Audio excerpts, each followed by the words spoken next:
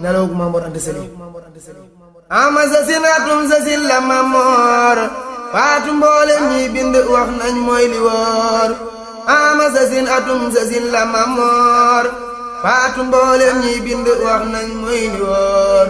guddi talaata la nelaw ñu rob ko deq la cey bisub keroog ku gis ko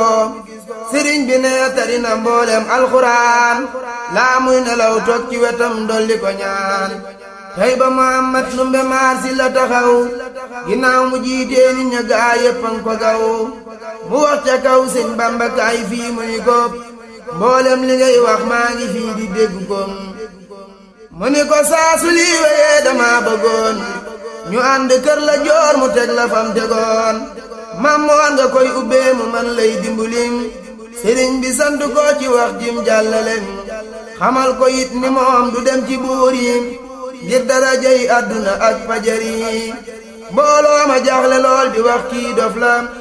am ñuy deet li tax mu wax lii lëf la boobee la way xaalool yarkan di ca wax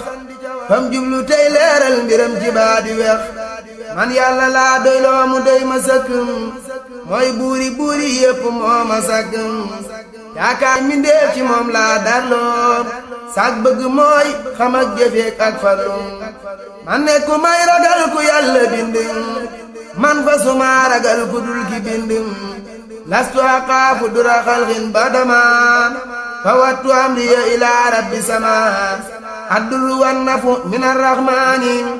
laysa min albidaani wa suudaani man lu ma soxla yàlla faj ko moo waral may soxla woo ay ndigalam moo may musal nan laay jëlay mbir di ko jox kuñ bind ku ay mbiram sonal ba tax mu fënd ginnaaw bu lii jàllee la coona tàmbalim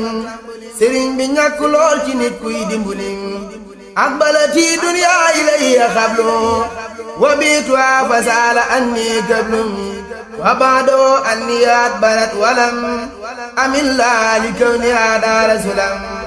wa baadoo li aqbalat wa inni aqbaltu lillaahi wa ab xaamanni adduna nag noonu la baaxoo koo fi gis day daji coono dooga am ab gis-gis sunnas borom bi yàlla ne du soppigum ak gim itam mooy ñëkk faawug ràññigum sunnas borom bi yàlla ne du soppigum ak gim itam mooy ñàkk faawug ràññigum